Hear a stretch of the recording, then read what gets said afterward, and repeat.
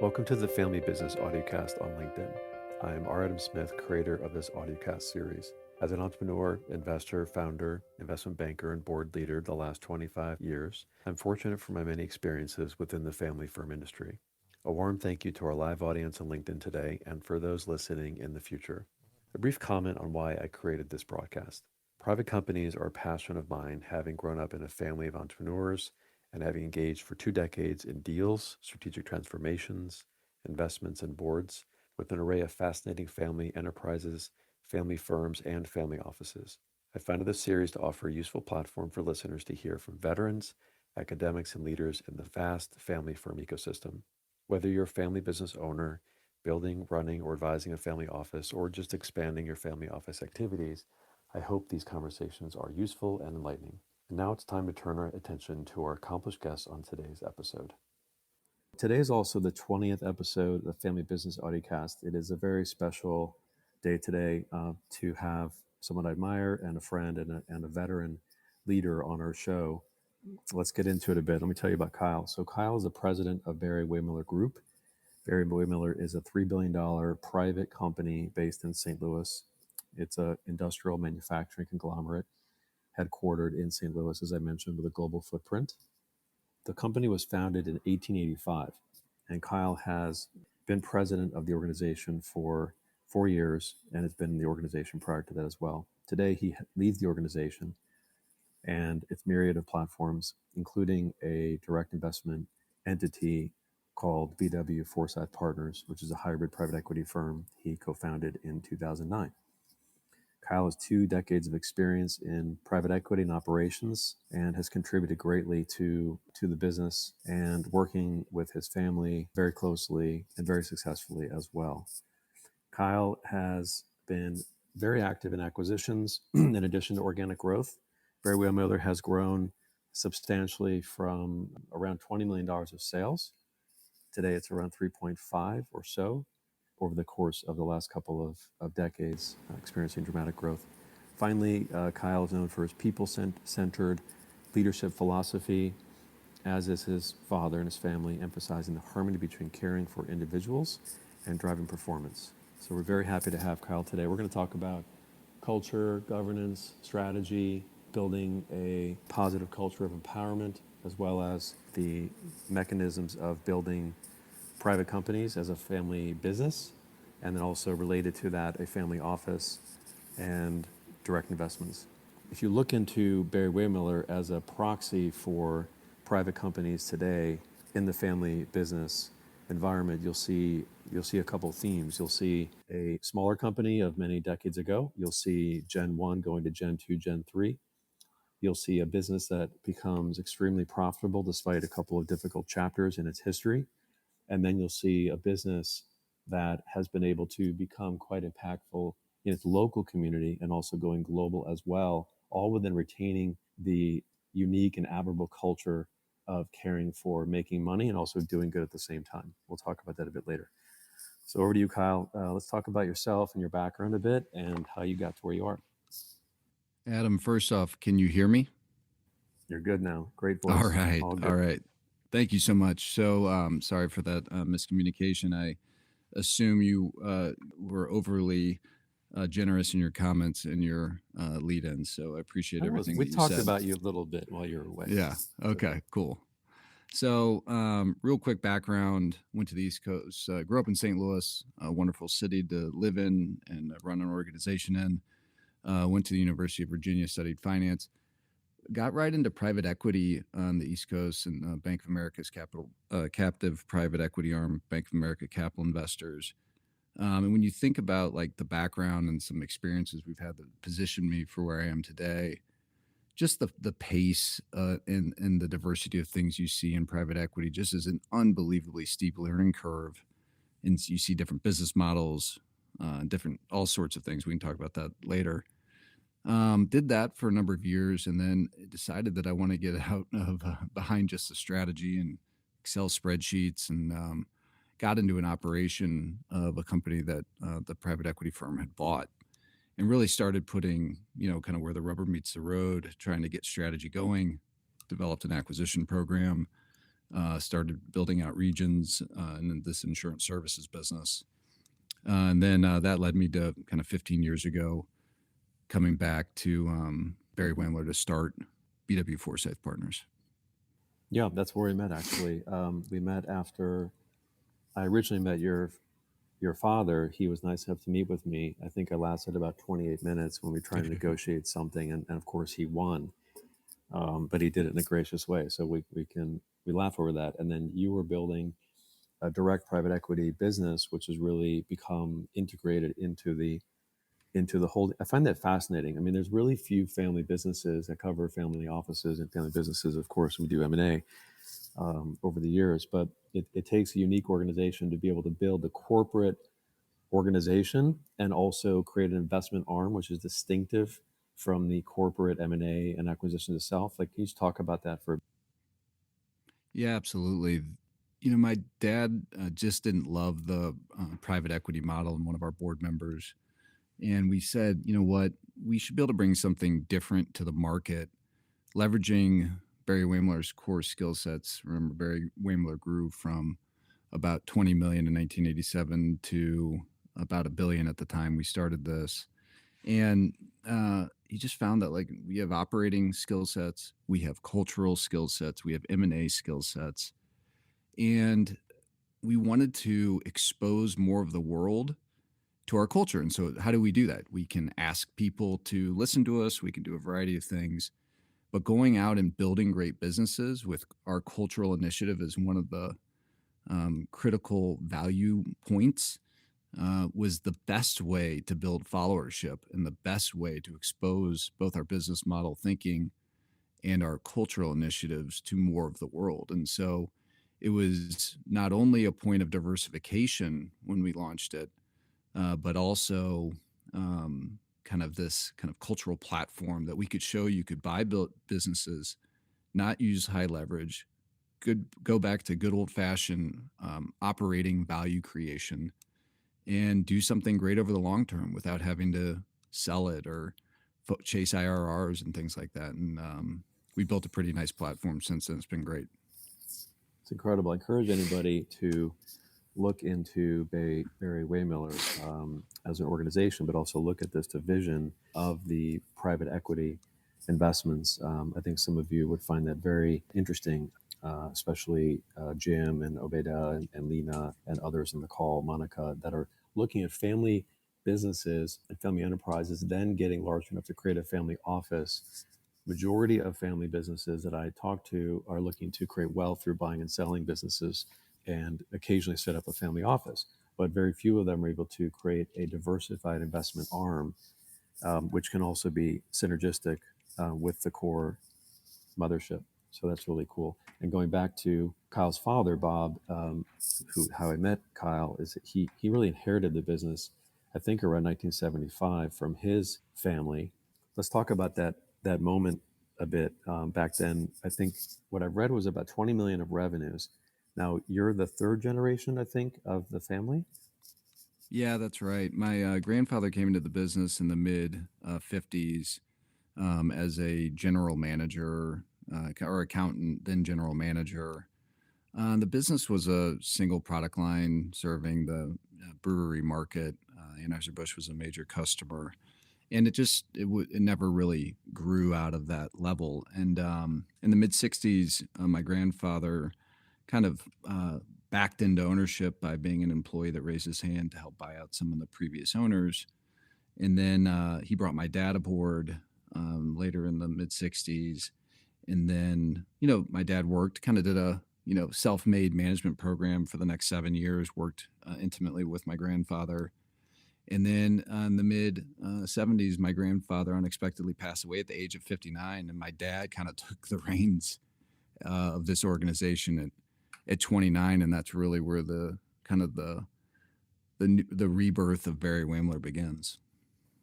Now, that moment, the business wasn't doing great, and that you had lenders. Talk about that moment of tension, and how did Bob attack that tension and change and move forward? Yeah, businesses based on relationships, and some of the banking relationships resided with my grandfather. And when he passed away, the bankers didn't necessarily know my dad, and so they were less keen on lending to him, and so kind of started talking about pulling the loans. That jump started my dad into action, and over the kind of with the threat of losing the company right at the beginning of his career, he in the next 6 months kind of turned the business around and made, I think, more money in that 6 month period than they had in the previous 3 years combined. That kind of launched a growth pattern in it. And my dad came into his own. He started just doing things organically with some innovation here and there. And He hasn't left that zone now. How old is he now? he's 78. Okay. And he is still as fiery and go get 'em attitude as he has ever been. Yeah, so they grew to about 75 million, and then everything, all his growth initiatives started kind of crumbling a bit in 1983, and the $75 million business fell back down to 55-ish, and these are rough numbers, but that 83 to 87 period was really challenging on the verge of bankruptcy here and there, living payroll to payroll. And there's by the way, a whole Harvard case study written on this. The end of the story is he kind of cobbled together some acquisitions, got some big orders here and there, and was able to. His international MD came to him and said, "I can take our international division public. This is a $35 million revenue business going public on the London Stock Exchange. It seems impossible today." And they said, "And if we do it, we can pay down your debt, and you can maybe have a couple $1,000,000 in the balance sheet." And it turned out that the organization that was going public had some tailwinds to it. It was oversubscribed, and they ended up paying down their debt from the proceeds of the London IPO. Had something like in the range of $15 to $20 million of cash on the balance sheet and 30% ownership of a public company in Barry Wehmiller International. I tell you this story, one, because it's a really cool story. Two, because that's where a lot of the lessons learned that drove Barry Wehmiller from 1987 on. And three, and this is maybe the most important, this is where I think we're really a G2 company versus a G3, because the stats for G3 leaders really stinks. And so I like to think this was the rebirth of Barry Wehmiller in 1987, and I'm technically a G2 leader. So I don't know if that will pass the sniff test, but hopefully it does. It's interesting, but still admirable to keep it in the family, because we talked on this Audicast series with experts from Martin Roll to Lena Chahab was on the line, to Christina Wing at Wingspan, to Alfredo Damasis. Many of us talked about legacy, and legacy can mean different things for different people. It's not just money. It can mean many things, but the persistence and the dedication and the passion to continue a family business within the family for whatever legacy that is really admirable, and it's hard to do with each successive generation, as you said. Now, way back, Bob had noted that the vision for the culture was anchored in this concept of truly human leadership, that at its core, this doctrine pursues the intent to send people home feeling fulfilled.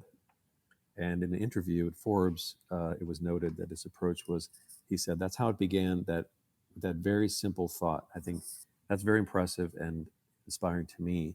I'd like you to talk more about these special values of what got the business here and what's driving, taking that corporate philosophy. How does that corporate philosophy proceed and persevere, and how does that also relate to how the company works together to transform and grow?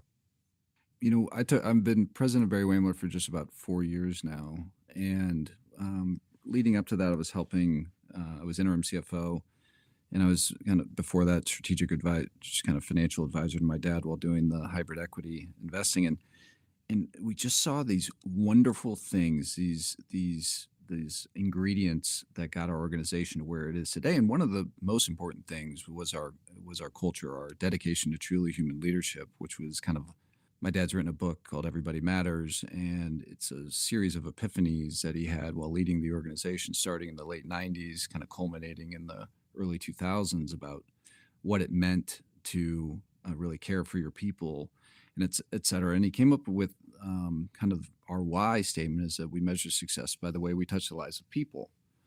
And so when you think about the transition And my dad coming to the realization, what got us to this point, what got us here may not get us there.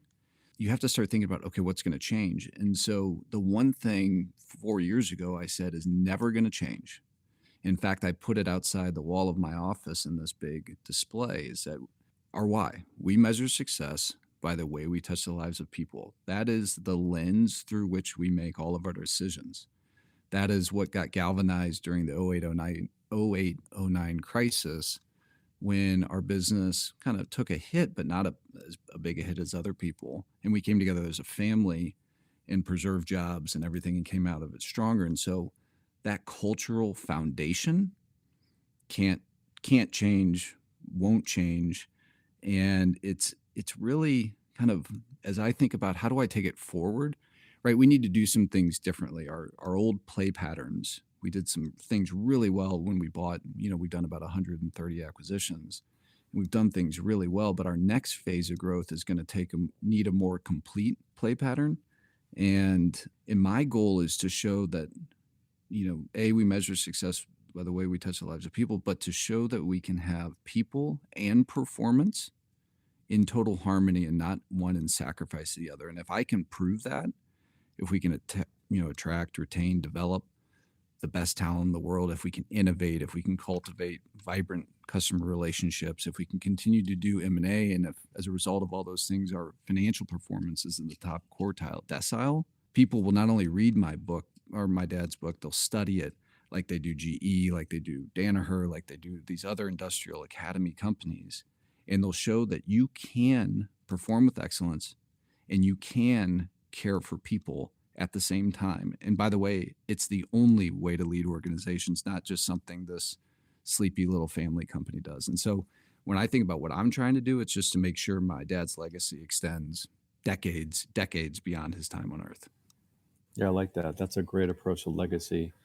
There's certainly a ton of fans reading and thinking about leadership, regardless of the industry you're in, right? Whether it's corporate or family office or public companies or philanthropy.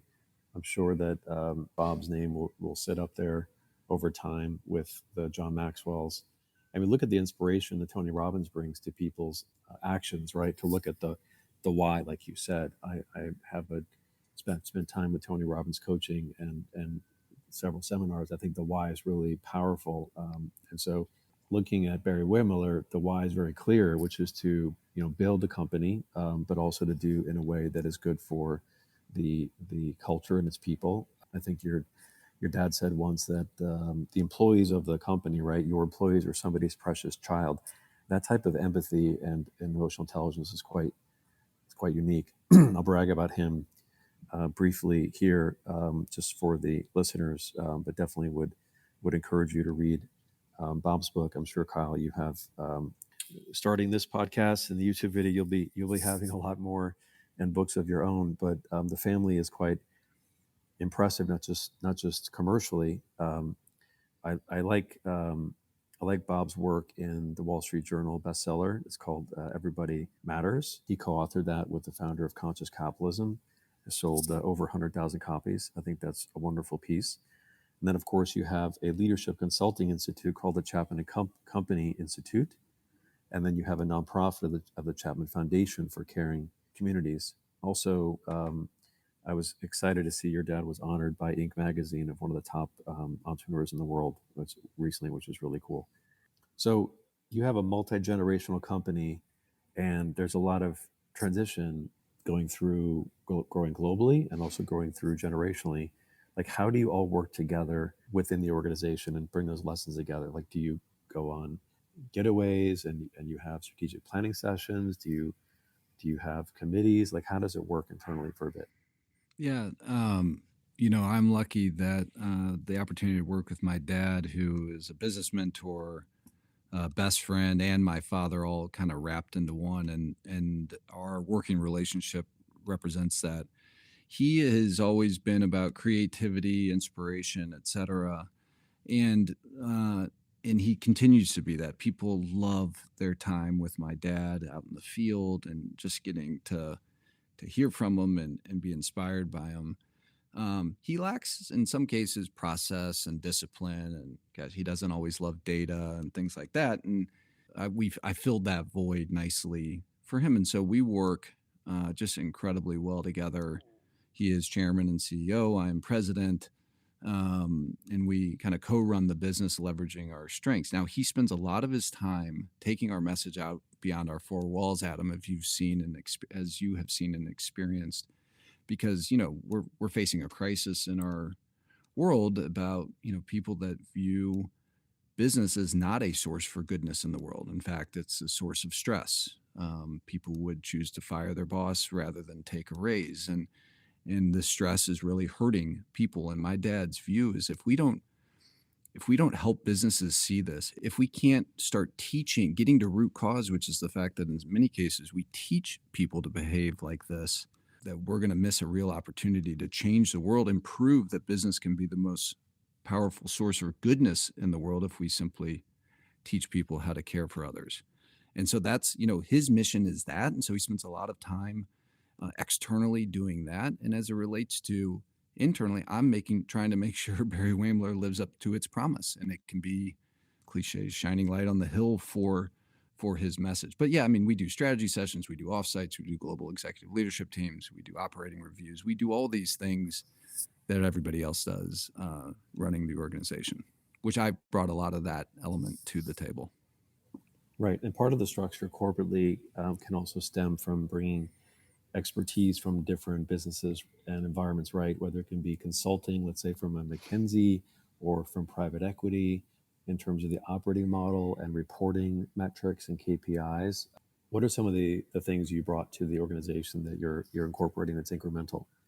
Oh, yeah, that's a great question. So, I mean, obviously, my intensity around kind of data and metrics and KPIs and using that to kind of be the foundation of strategy. My dad, thank goodness, didn't need all that to generate great strategy, et cetera. And I have unfortunately, I need that more than he does.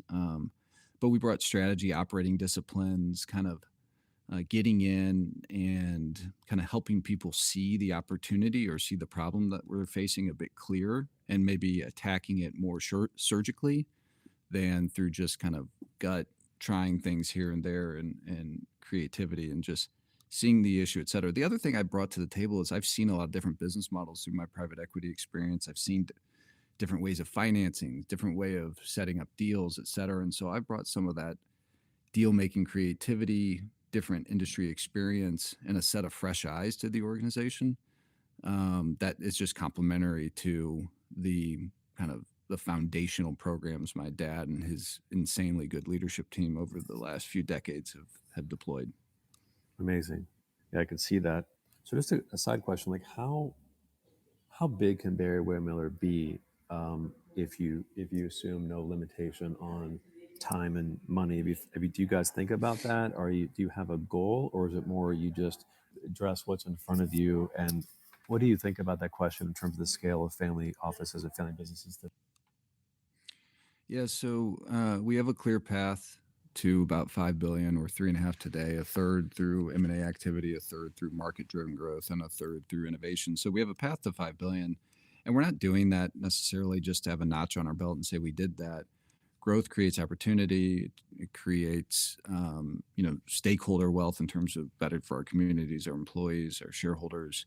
And so that's one of the reasons why we're doing it. The other reason, again, is to prove that people and performance can exist in harmony. And if we're just a family company that sits still without any urgency, or we become complacent, no one's really going to follow us, right? And my dad's kind of words, his views on how business can be the most powerful source for good, needs to be heard by more people and followed by more people. And if we can be that example through the growth, I think it'll be awesome. And you asked, what do I think we could be? I don't know why in the next 10, 15 years we couldn't be a $10 billion organization. I say that only because if you remove constraints of capital, right, as a family organization, you tend to be a little more conservative.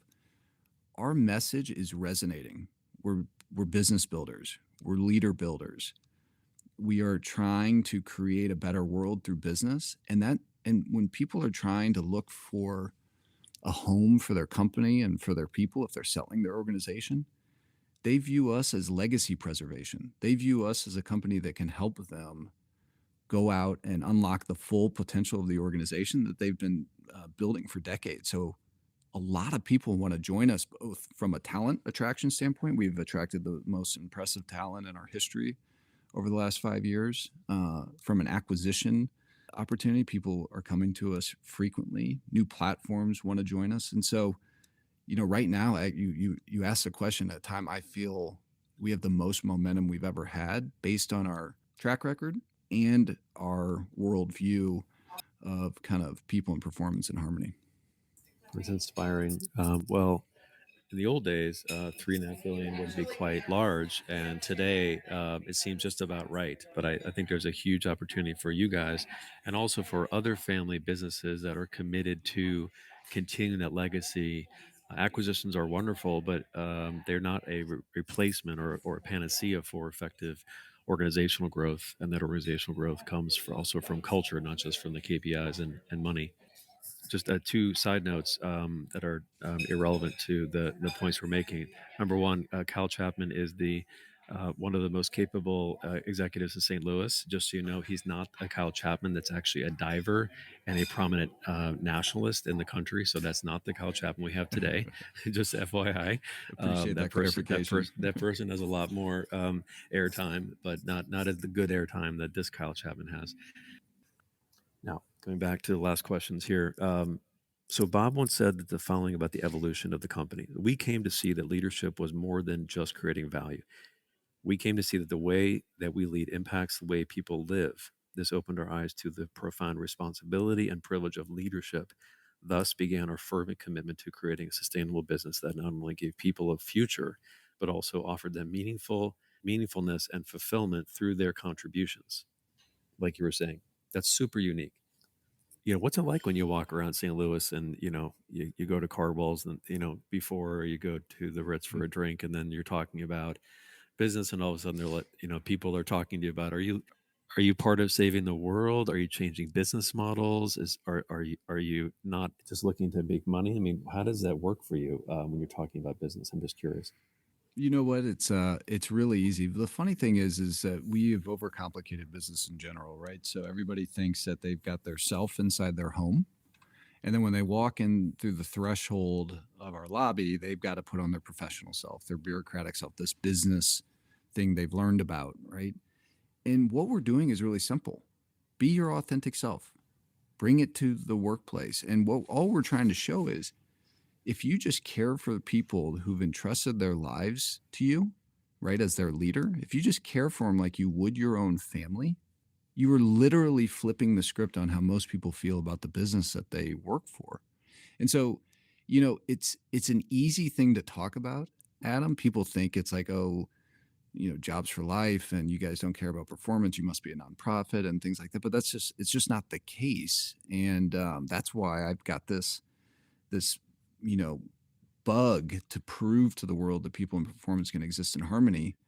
And people get it. People talk about great culture. People talk about things they they think it's harder than it is to do. And it's just be authentic, just care. And so it's really easy to talk about. It's fun. Barry Wim is an awesome place to work. I'm so lucky for the opportunity to lead it. We have so much opportunity ahead of us. It's crazy. I can't believe we've been talking for 30 minutes. I could talk forever about it. And so it's a fun organization. Still people think Barry Wamler is like a jeweler in St. Louis, which is pretty funny because we've never done that. I love that. So Maybe you should start a new jewelry division in honor of the Yeah, cast. That's that's not so right. bad. Classic and heritage brands are all the rage now. I think so. I'm getting enough grief for kind of diversifying into insurance services and other things that I don't know if jewelry would be the next logical step for me.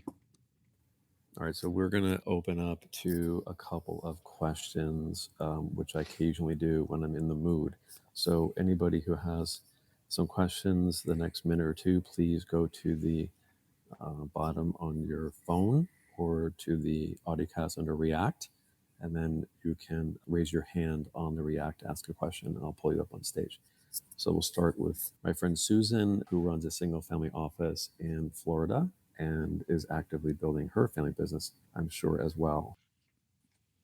Adam, hi, good day. Carl, hi. Thank you so much for this session. This is really fascinating. Um, I've been on your website and I love what you said that we see value where others don't because companies don't create value, but people do. I've got a question for you. We're in the fourth industrial revolution. It's very much the rise of the machine in terms of automation, machine learning, mobile computing, AI, and there's a lot of people fear out there that they're going to lose their jobs because of machines.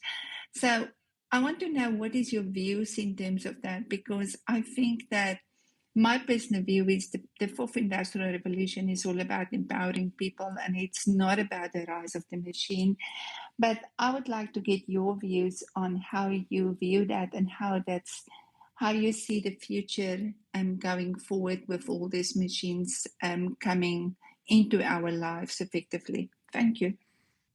My pleasure. That what a great question and very timely. I mean, obviously, with AI, machine learning, all this stuff going on, it's overwhelming to think about. First off, I mean, the capital equipment that we make is, you know, old school automation, right? Like we take labor intensive things and automate it and produce tons of stuff. So I would be hypocritical if I say, oh, you know, this machine learning, machine automation, stuff like that is for the birds because that's kind of how we were built. But when I think about it, mostly right now, it's needed because of labor availability, labor shortages, given the U.S. took some time off of focusing on manufacturing.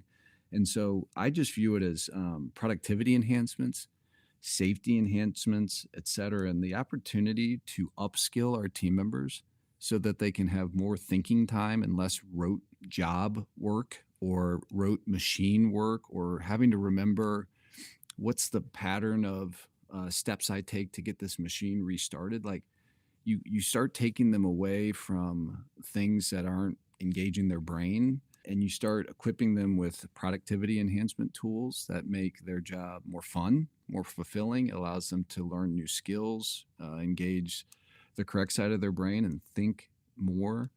And so, you know, I would hate for any of our team members to think this is a job replacement wave coming up. In fact, I would encourage our team members, anyone in the workforce, to use it as a, don't be fearful of it, but use it as a productivity enhancement tool that allows you to spend more time on value added things. And machine learning is one of those things. I think, you know, we're trying to figure it out. It's not easy. And if we can make our machines prevent unplanned downtime, order parts, help people resolve issues without having to call someone so that they remove frustration.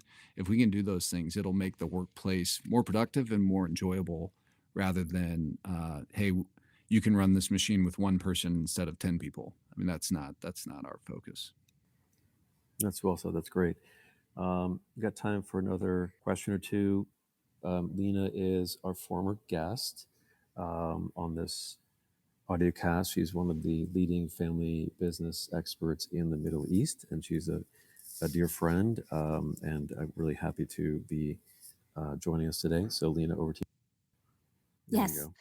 Thank you, Kyle, for this inspirational story, especially working side by side with your father for the past 20 years, where you've benefited from the experience of your father, who's a great leader. What are you doing to transfer the legacy of what you've learned and you're still learning from your father to G4, to the next generation, to preserve and transfer this legacy, to empower, inspire the way your father inspires you, to inspire them? How are you going about that? That is a phenomenal question, and I would say, hey, 4 years into my job, I haven't thought much about like G4 next. What I would tell you, I've what we're trying to do, and regardless of if this is a family owned but professionally run organization, which I think it is today, I happen to be the good fortune of running it. But what we're trying to do, like literally stuff we are doing today, is to make this business better than how we found it. We are making decisions today that influence the next decade or two of leadership. I mean, we're not talking about what do we do for next year. We do that, but like everything we're doing is to build this business for the next 2-3 decades, allow it to be perpetually private, allow it to continue building wonderful businesses that kind of embrace our culture, allow wonderful people fulfillment and growth, and both professionally and personally.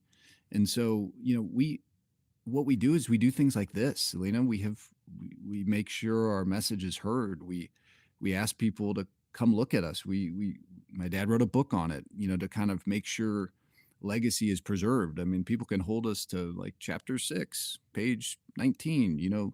This, you said this, and do you still believe it? And so, writing it down, talking about it, engaging with our global leadership teams, trying to be a force for good in the world, is kind of how we view the opportunity to kind of pay it forward. And I am lucky that I continually talk about my dad's recipe for getting the business here, and want to make sure when we say what got us here may not get us there, it's not saying we have to forget what got us here.